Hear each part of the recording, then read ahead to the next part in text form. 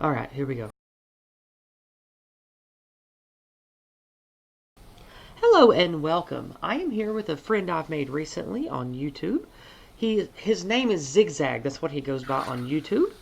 I met him through, I believe, V's live stream chat or V's premiere chat. Is that right, Zig Zag? Yep, it was definitely one or the two. I get them confused as well. Yeah, Zig Most Zag is likely another live stream. V fan, and we listen to him quite a bit. I'd say we probably see each other in most of the live streams. Well, at least the ones I can make it to, anyway.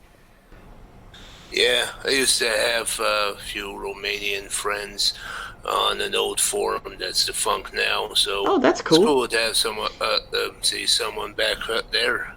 What was I'd say from what was that forum? Was it for video games? so that's for a YouTuber. Oh, okay.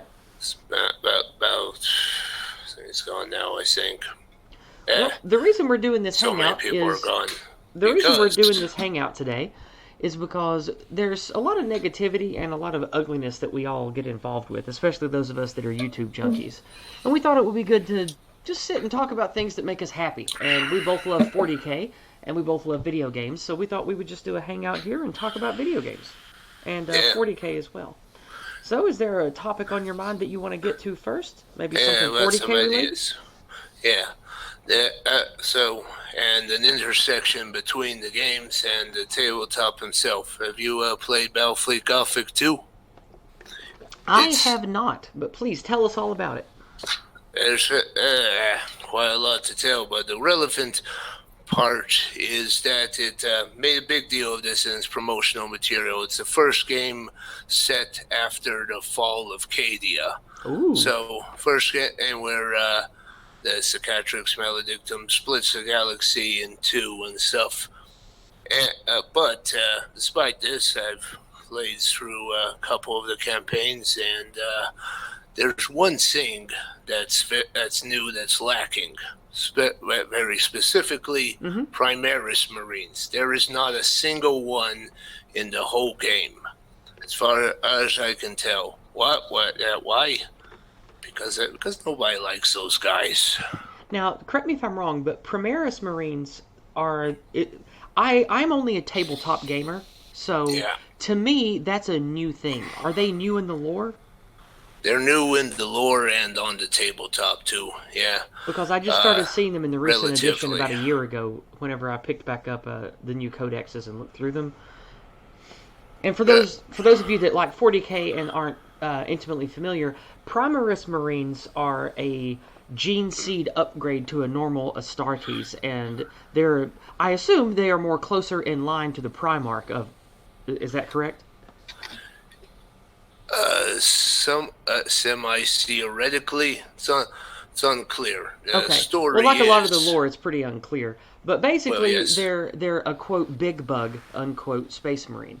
In yeah, 40K, there's a common trope called big bug, and that means it's a big fat model with a lot of wounds that takes up a lot of space, like a Carnifex or an Ogren, for example, for the Imperial Guard.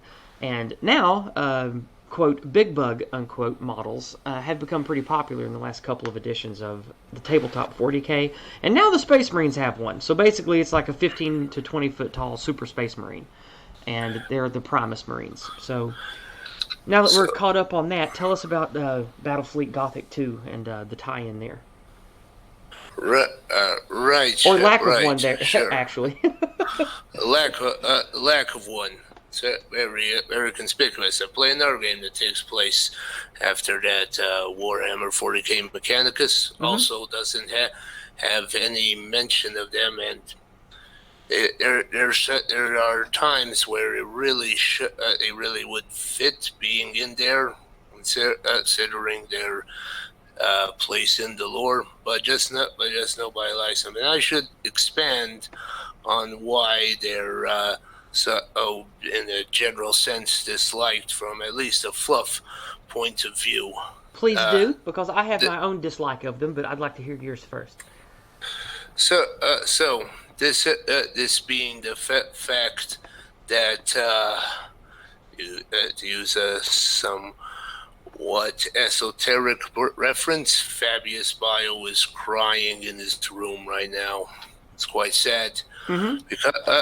Because this fellow Belisarius Crow, a random tech priest, somehow surpassed the work that the Emperor did himself, and in the lore with something about chaos by just making space marines, but better ones, as you said, big bugs. Yeah. Which is also from just a mechanical perspective, it's redundant because we already kind of had these super versions of Space Marines like the Death Watch, for You've example. got Death Watch. You've got you've got the Terminator units. You've got Dreadnoughts in tabletop, especially. Space Marines had a lot of big bug stand-ins already. So mechanically on tabletop, they're already redundant, in my opinion.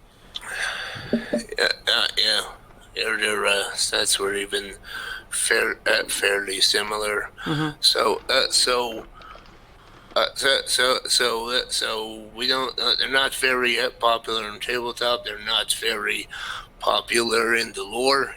So even with video games where they could be included. So this is my prediction. That's going to happen within 5 to 10 years because of how slowly GW moves. They are going to turn entirely to chaos, 100%. Oh, that's a good prediction, and I bet you're right. Especially since it would allow them to retcon the fluff and explain how just some dude with about 1,000th of the time and 100th of the resources that the Emperor had was able to surpass him is just silly. Yeah, I agree. As interesting and cool as Fabius Vile is and looks, it is kind of ridiculous to think that, in like you said, 1,000th of the time with far less resources and experience, he could have either perfected and or created an entire new gene seed to make Super Space Marines. I think that's just ludicrous. Yeah, that's a good point too, especially since Fabius Bio himself has been working on this ever since the Horus Heresy, and he can't do it despite having much really direct access to the gods of chaos and stuff like that. It's quite an odd thing. So, but if they were to turn entirely to chaos, if they were chaos from the start, it would explain that, and it's a great retcon, and honestly, like maybe there was interference from Slaanesh, because Slaanesh, the bringer of change, is always associated with mutants and perversion, that kind of thing. So perhaps it was Slaanesh's hand at play, perverting the gene seed just to create more chaos and mutation, something like that. That would just a point of clarification. That's Zinch. If it was Slaanesh, I think they'd be growing dildos out of their ears by now. Yeah, but no, the Bringer of Change is one of Sneech's short names, right? Yes. So no, that definitely fits too. But I definitely see Slaanesh perversion in there too, because Slaanesh is. Oh no, I misquoted earlier. Tzeentch is the Bringer of Change. The Slaanesh is the. The perversion of ways, or what's the Eldar phrase for Slaanesh? I forgot. But it has something. Prince of Pleasure. Yeah, that's it. The Dark Prince of Exquisite Excess. Yeah, that's it. But Slaanesh in the lore is often related to perverse mutations and perverse change. So that's why I thought Slaanesh first. Sure. But no, I think your synopsis is, or not synopsis, your prediction is likely to come to pass. That's very keen of you. It's very good.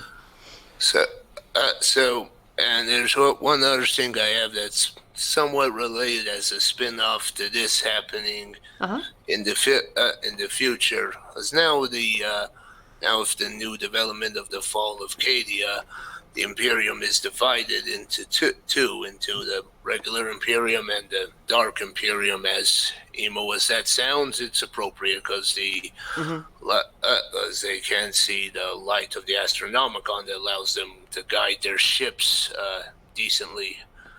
And the other thing about the Dark Imperium is that it's being led by a famous chapter master of the Blood Angels named Dante. Originally, now he's a fascinating character himself. He looks very fabulous, being clad entirely in gold. Yeah, and the source of many a great meme. He's the meme master, yes. meme chapter. But here's the thing. So this is going to be a problem, though, because a little bit about him. That the first thing he did, the reason he became famous as an initiate, is because so how the Blood Angels work. They have kind of blood games, sort of a series of trials, and then the people who survive get to drink the blood of Sanguinius, which is also his gene seed. That's why the one of the iconic models, I don't remember if it was a Dante model or not, but one of the iconic models for Blood Angels in the 90s was the one flying with the big golden chalice that they drink the blood of Sanguinius from. Yeah, I can't remember. I never played Blood Angels, but I didn't either. I just remember the models. Might have. They were, they're all fantastic models, to be honest. But yeah. One thing interesting happened to Dante. So while he was doing the trials, he performed perfectly average. Nothing special about him whatsoever.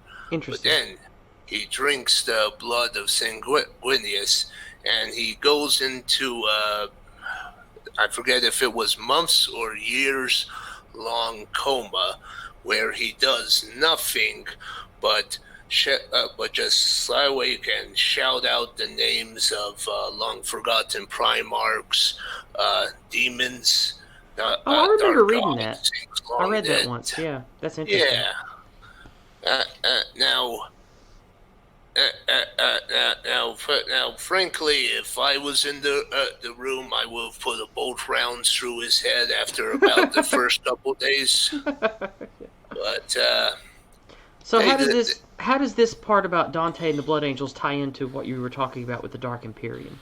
Well, because I was talking about things falling to chaos, and also as we know the way GW likes to do things, this ties in with the Primaris Marines. They just do. Oh, so it was just an example of how they move things from the regular Imperium to Chaos troops. I got you. Okay. So kind of what I'm saying is that Dante himself, because he seems to be already decently corrupted from the start, is gonna lead the Dark Imperium in Horus Heresy 2.0. Well, I would like that. That sounds fun, and it'd be good for a change. And maybe we could have a couple of our excuse me. Maybe we could have a couple of our regular tabletop chapters be shifted into the Chaos Marines. That would be fun. Maybe take a couple of the more savage and more violent ones. Probably shouldn't touch the Space Wolves because the fanboys would have a heart attack. But maybe take some of the not so popular chapters and shift them in. I think that would be fun. The Space Wolves are a huge chapter. Maybe like a Grand Company or two falls to Chaos. They could do that. That would make more sense with how money hungry and shady Games Workshop is, because then they could market Space Wolves to both both new players and existing players. Yeah. The reason that I don't like Primaris Marines is specifically because of that reason. I didn't mention it earlier, but the reason I don't like Primaris Marines is because I think that this is yet again Games Workshop just creating new stupid lore that goes against or doesn't jive well with the existing lore, just to create a new kind of miniature to sell and create a new facet of the tabletop game to force players to want to fill the void with millions of dollars of miniatures. Yeah. So, what I see in the kind of creative decision to create Primaris Marines are two factors of what I believe they think would work. First, do what we did before because we know that works, and second, do anime power ramp ups so that the stakes get higher all the time. And this is why I'm also predicting Horus Heresy 2.0 in the Dark Imperium, because it's gonna be the Horus Heresy but bigger, with more warp and with more enemies coming in. More DACA. Yeah, more DACA. Oh, the one caveat though, I don't think. Now if you know something about the Blood Angels, you might think that if they were to fall to Chaos, they would fall to Khorne, because they have a thing called Black Rage, where some of their brothers will just go insane with murderous frenzy and stuff. That's why in the core editions, when 40k really got big, which I think was 3rd and 4th edition when it really exploded across the Western Hemisphere here.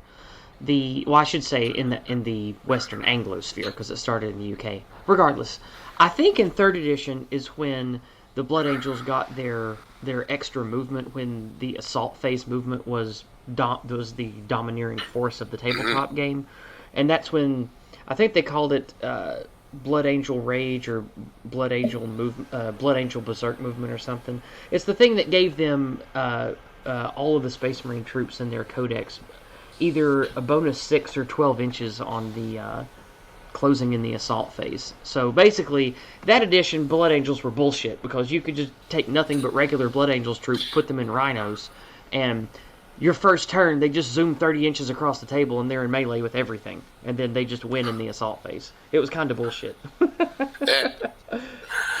It's kind of like the strategy I used with orcs, just pile them into trucks and go with. It works because I happen to play at a place with relatively small tables. Oh, that's wonderful. So it was a lot of fun, but yeah, now they've got ramshackle and stuff, and my competitive, I gotta get back into it. My competitive army was a close assault salamanders army, so it did well on small tables as well. It was two, I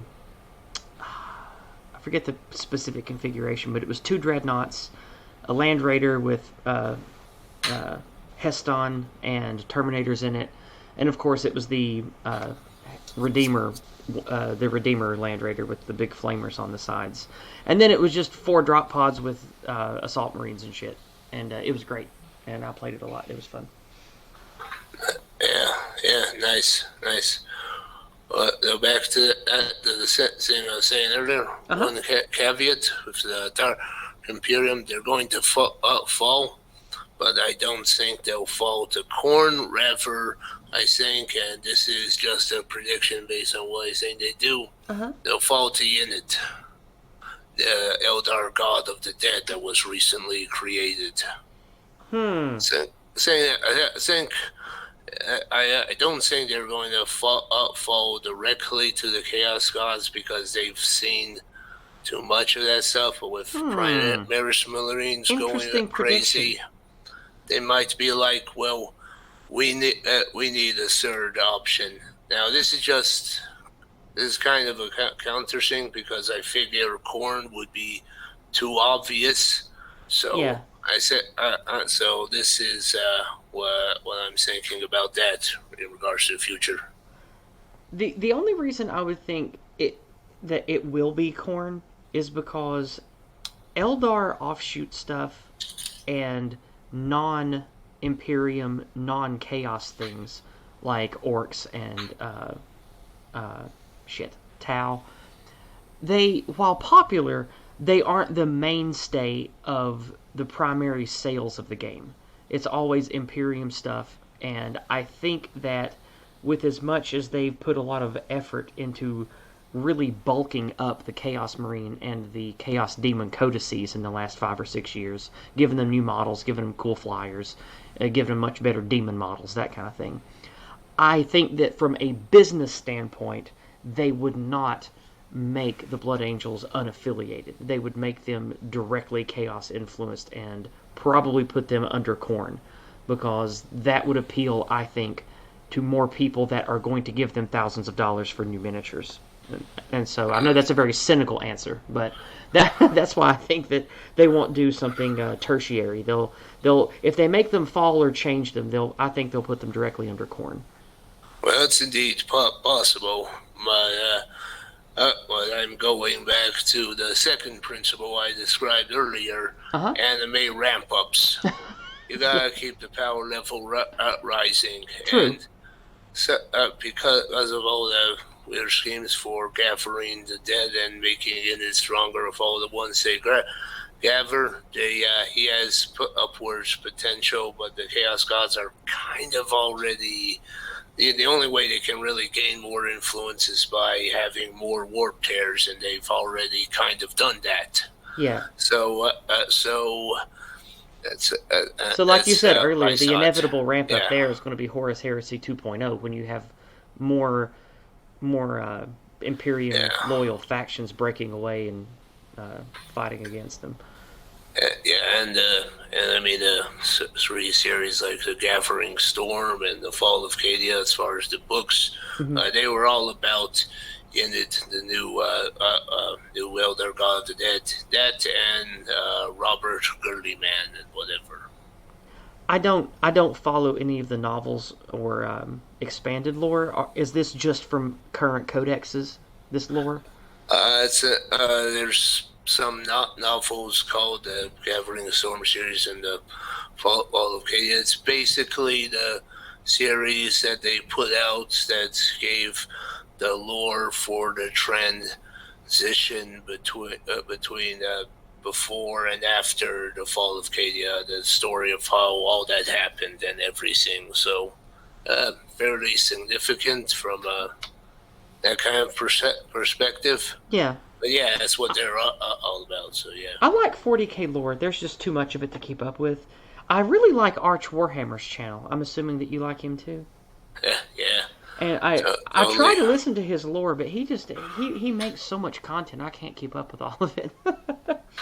And since I don't have any friends that play it anymore, I don't have much reason to keep up with the lore or care. So I just pick up what I can here and there. Yeah. I do love 40k though. I'm bored. It's great. And the last time that I even played 40k role-playing, I think, was about a year and a half ago. So I haven't really been in the loop much.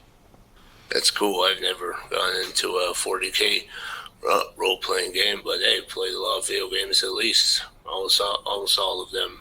I played the Space Hulk one that came out a few years ago, and then the remastered version. And it was a good game. It was kind of short and kind of simple, not a lot of options. But for what it was really good, and it looked really cool. So I definitely recommend checking that out. You can get it pretty cheap now. Unless you have a pretty powerful gaming computer, it chugs. And I don't really know why that is, because the machine that I had at the time, it could run it could run like 2014 to 2014, 2015 FPSs and single player games on Ultra and still get, 45 plus FPS. But that Space Hulk game made my system chug, and often I would drop frames. Sometimes it would drop down to below 10 FPS. So I think it was just a poorly made game, and unfortunately, that can be said for almost every 40k game or Games Workshop video game. They have a long history of not working well and being loaded with bugs and not performing very well, regardless of spec. Oh, I know that. Just because I like the book, I even played through Eisenhorn Xenos. Oh, wow. That was crazy. This is a little bit of a tangent again. Are you familiar with the filmmaker Roger Corman? Yes, I love Roger Corman. He has gotten a lot of people a lot of work for a lot of years. True. Him and his wife, Jean. Him and Jean Corman. All right, so Eisenhorn Xenos is like if Roger Corman made a video game. Oh, so it's serviceable, and is what it is, but only just. They knew the best places to put the almost no money they had, and that was hiring Mark Strong as a voice actor, getting a license from a decent novel, and making really beautiful cityscapes, hive Cool. cities, alien worlds, that kind of And stuff. what's the name of this game again? Which one? Eisenhorn, which is like, Eisenhorn. Okay. yeah, like No, I got you. Eisenhor. Yeah, I didn't know what it was. I wanted to ask again because remember, Xenos. I'm not Yeah, familiar with the lore enough to just instantly know what that was. So I'm assuming Eisenhorn is either the name of a faction or a planet. oh, it's a dude. Oh, it's a dude. Okay. Yeah, he's an inquisitor. It was based on a Dan Abnett book, which is pretty good. Although I can't, in good conscience, recommend the game to anyone, even though I kind of like it. Okay. It's they've gone out all the bugs right now. It used to be there was some game breaking one where a door wouldn't open when it was no. first released, but well. The animations are bad. The combat is bad. Every other voice actor, but the main character is just about the worst. Just a little bit above Resident Evil levels. Oh That no. They don't do. Yeah, they don't do random inflictions like they did in Resident Evil. Right. But they just do almost no affliction. Oh goodness. There's this one scene where there's a tense negotiation, and the guy's just sounding like he's ordering a drive-through or something. It's weird. So That does sound terrible. yeah, and it's very well written. The setting's all right. The scenery is good. They got all the basic things to make it serviceable, but everything else is just bad. And combat is just a kind of Arkham Asylum type, Ah. but a lot jankier, I suppose. It's hard to describe with words, which is why jank is such a useful word. Yeah. So, is there another topic you want to segue into from this one? Or would you like me to pick something?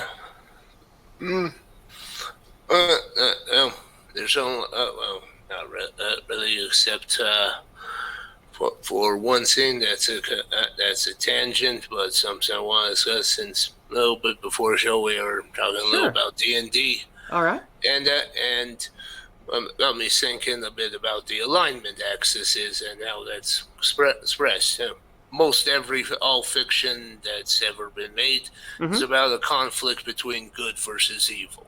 Right. So, or chaos versus order. That's pretty common too. I like chaos versus order, but it is, I'd say, a lot less common.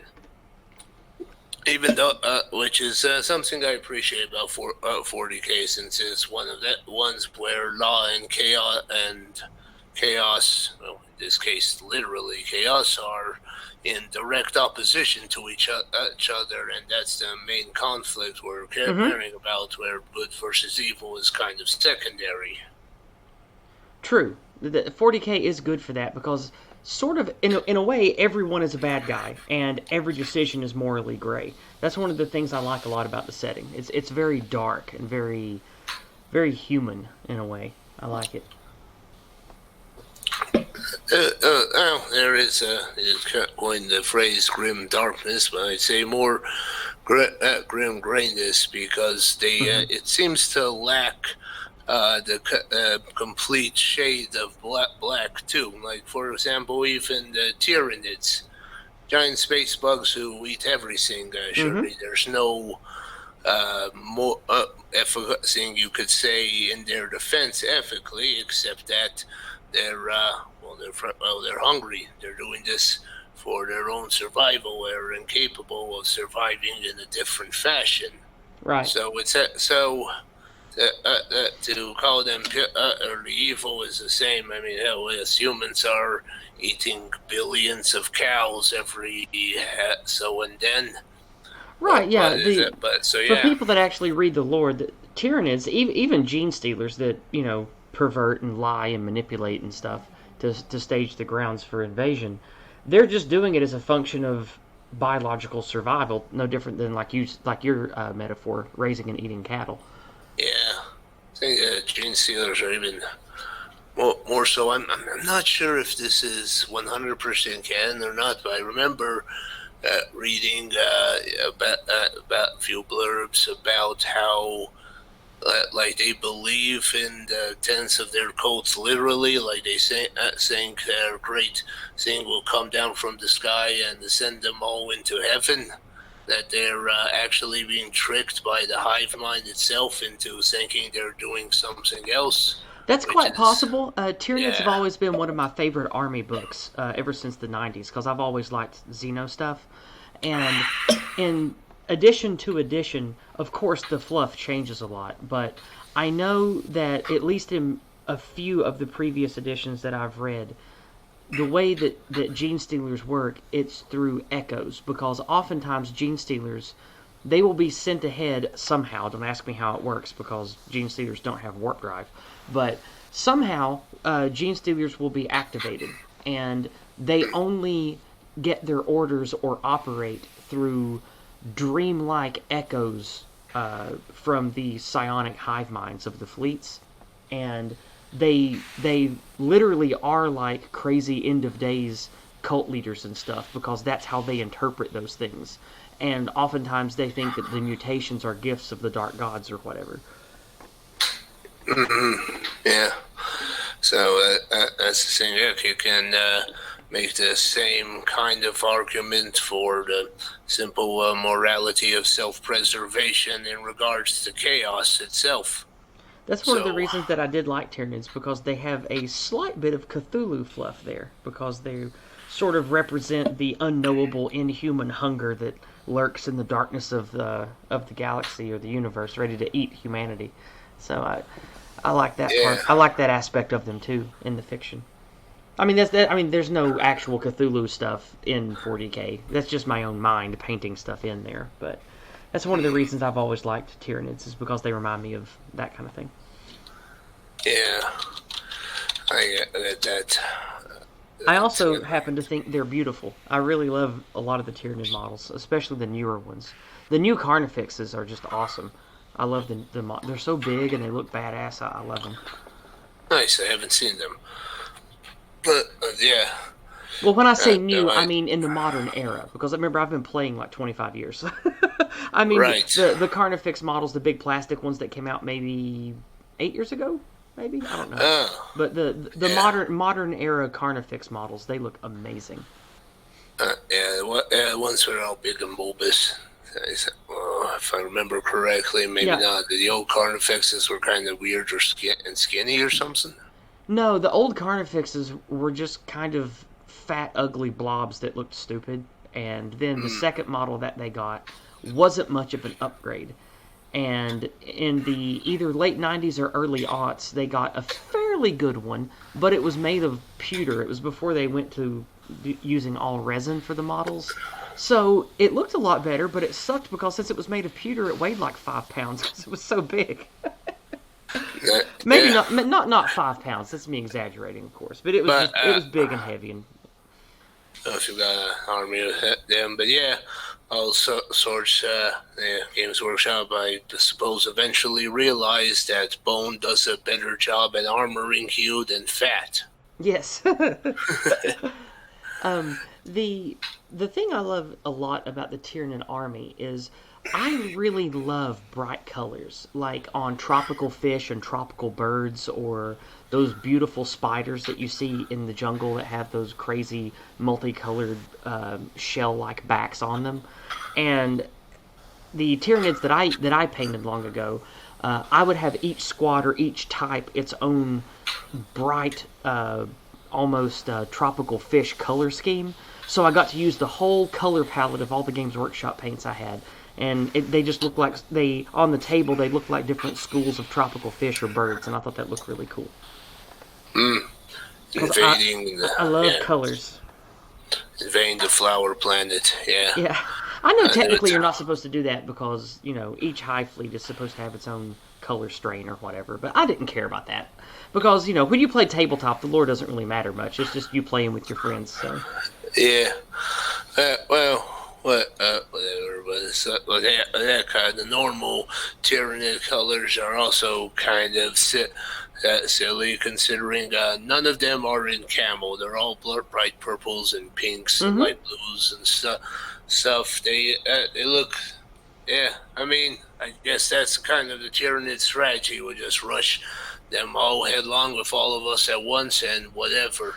Yeah, I think that the reason that they are bright colored like that is Tyranids don't evolve or adapt to a single setting because of how they operate. They just invade and consume all the biomass, and then the fleet sucks it up and they move on. So really, they don't have time. And if you wanted to in the actual lore give a reason for them to have different colors, it would be because as the Tyranids were grown and shaped for the planetary invasion before they were all turned into biomass and sucked back up to the fleet, the guiding intelligence of the hive mind of the fleet would shape them to have the colors and the environmental traits they would need to perform the best at their task on the planet. So I guess that would be a good lore reason for you to have them painted as however the hell you wanted. Like, oh, well, these are going to attack this kind of planet or whatever. I have to say you're doing more than I did back in the day by offering to paint all of them. Yeah, I have painted thousands of 40K miniatures in my day. I even used to paint other people's armies just because I love to paint so much. I have probably helped build and paint more than 40 full 40K armies in my day, and I have personally owned and built and painted 12 or 13 at least 3,000 point 40K armies. I spent a lot of my life buying and trading and building and painting 40K armies because I loved it so much. And I loved the hobby. It was fun. I loved getting the miniatures. I loved setting up my workshop, and I would even sculpt and custom make sergeants and special characters. I would cut up different models and glue them together and put the little metal threads in them to make their unique custom parts hold together and look right. I have custom built hundreds of models, and it's a thing that I really loved back before the dawn of YouTube and social media and where everything happens on the internet now.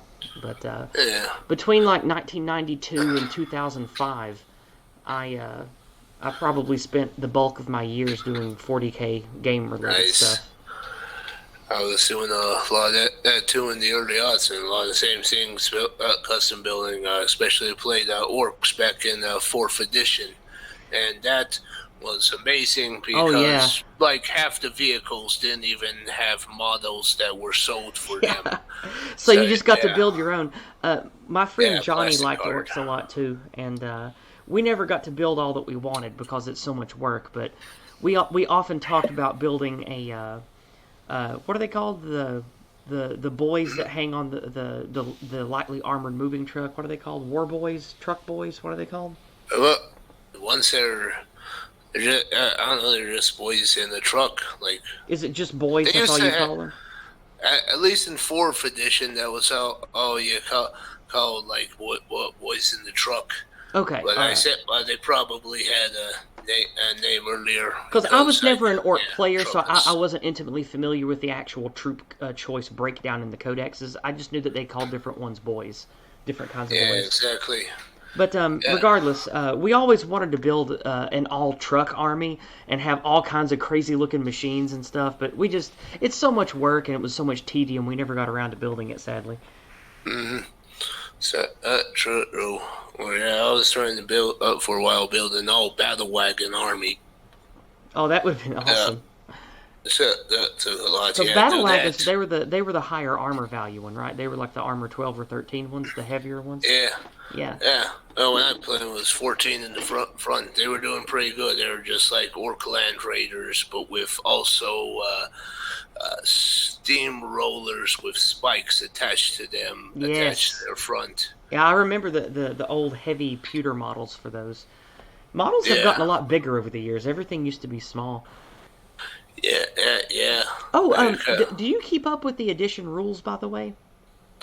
Not really. I haven't. Well, I think it's haven't read fascinating this to in. watch how the game has changed over the years. And in the recent edition, which I think came out about 18 or 19 months ago, I could be wrong on that, but I think it's been almost 2 years now. They completely did away with armor altogether. Things only have toughness and wounds now, even vehicles. How's that work? It's kind of retarded and doesn't, because vehicles don't have facing again like they used to not forever ago. So it's weird. I don't really know how to explain it. I hear that the few people I talk to that still play, they say that it does make the game kind of faster and smoother. So that's always good, I guess. But I don't know. Anyway, I don't really have an opinion because I haven't played tabletop in like 8 years. So I have nothing to say. But like, if it's just the same as it worked then, does that mean Garrote with a pistol can shoot a Land Raider and on the 6+ he wounds it? No, because things work differently. But at least like I said, I know very little about the nuance of it. I have just read through the rules one time of the new book. That's it. So, but regardless, we've been talking for a while. Let's wrap it up. Do you have anything you want to say to the viewers before we sign off here? Anything you want to leave them with? Praise the Omnisire. Well, it works 9 out of 10 times. Your computer running. Well, in the age of information, it is always good to at least speak lip service to the machine spirit. I agree with you, friend. Well, Battle Brother Zig Zag, we are going to sign off here. Indeed. And if the viewers enjoyed this kind of talk, perhaps he and I can get together and do this again for you another day.